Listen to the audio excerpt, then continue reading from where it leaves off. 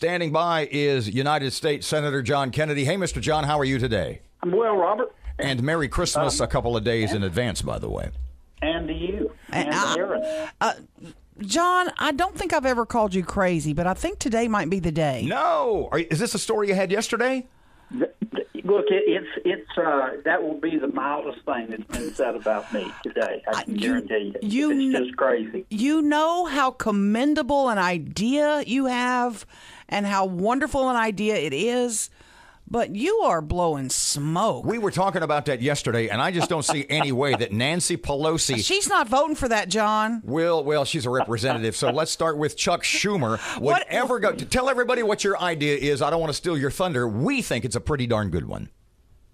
I passed a resolution in the Senate. We passed yesterday.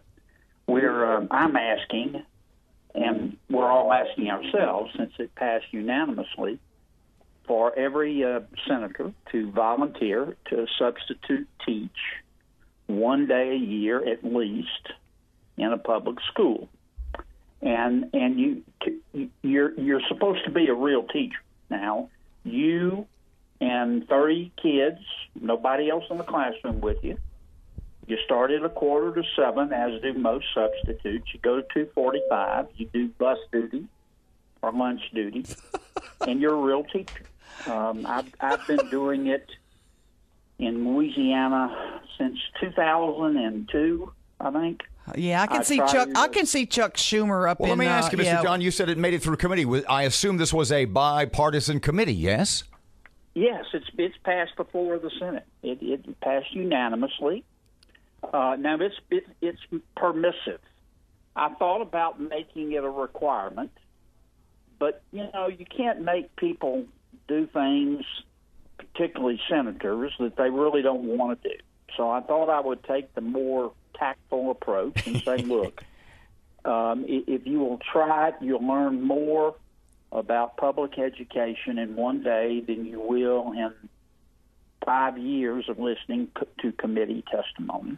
So I've certainly learned a lot. I've done it 3 times a year since 2012. That was going to be my question. Tell us what you've learned. Tell us about your experiences doing that and why you think it would be so valuable for America's lawmakers. Well, I only do it in a public school, and I've done it all over the state. I've taught up to the 11th grade. I think the youngest I've taught is 4th graders. I'll tell you what I've learned. I've learned it's hard to be a teacher today. Teachers have to be teachers and social workers and nurses and psychiatrists and daddies or mamas, as the case may be. It's a lot different from when I was in school. You start at 6:45, go to 2:45, teach 4 or 5 classes, you and 30 kids, and I promise you, at the end of the day, you are worn out. And I have it easy because I don't have to prepare a lesson plan for the next day. Or grade papers or any of that. Or any of that. Or take any parent calls. You will also learn that it is different and harder to be a kid today. When I teach these 6th graders, they have seen things that I didn't even know about till I was well into adulthood. I mean, drugs, sex, gangs, guns, violence, poverty. I taught at an inner city school in Baton Rouge one time. It was in February, I remember.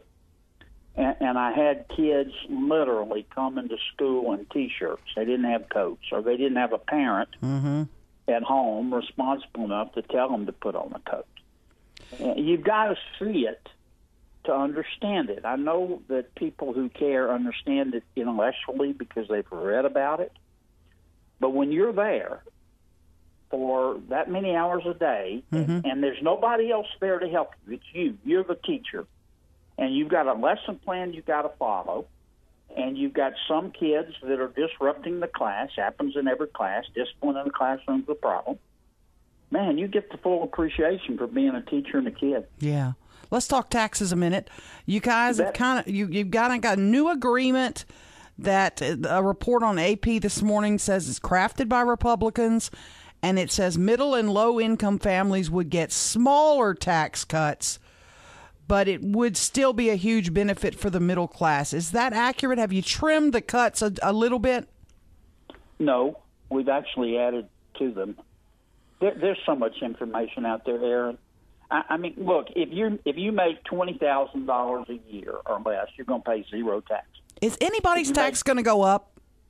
Yes.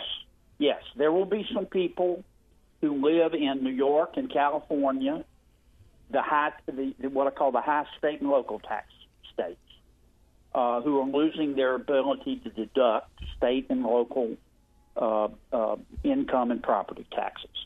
And they're upper middle class. If you're in California and you're making, let's say, $600,000 or $700,000 a year, and you're paying a lot in state income tax and a lot in property taxes, because their state and local taxes are so high, you lose that deduction. You could pay more. But if you look at every bracket, the vast majority of people in every bracket will pay less. If you make $20,000 to $30,000 a year, you're going to get a 12% tax cut. That's higher take-home pay. If you make $30,000 to $40,000 a year, it's about 9%. Will anyone in Louisiana see increases? No. No one. Well, I can't say out of the 2 million taxpayers we have. I'm sure that some Democrats who oppose the bill will be able to find somebody and some outlier who will pay more. But the most people in Louisiana who make $50,000 to $75,000 a year are going to pay about 8% less. I'll give you a concrete example. You're making $73,000 a year. A mom and dad each making about $35,000. You have 2 children. You're going to be able to have to double your standard deduction. You're going to get a child tax credit. Right now, you pay taxes of about $3,700. You're going to now pay taxes of $1,500. So you're going to get about $2,000 extra in take-home pay. And the IRS is saying we're going to see that in February? It'll start in February. It could start in January. We're making the bill effective January 1, but there's always some lag time because people obviously get paid every 2 weeks, in some cases once a month. And I don't want to say it starts January 1 and then people don't get a check January 1. They say, well, you didn't tell the truth.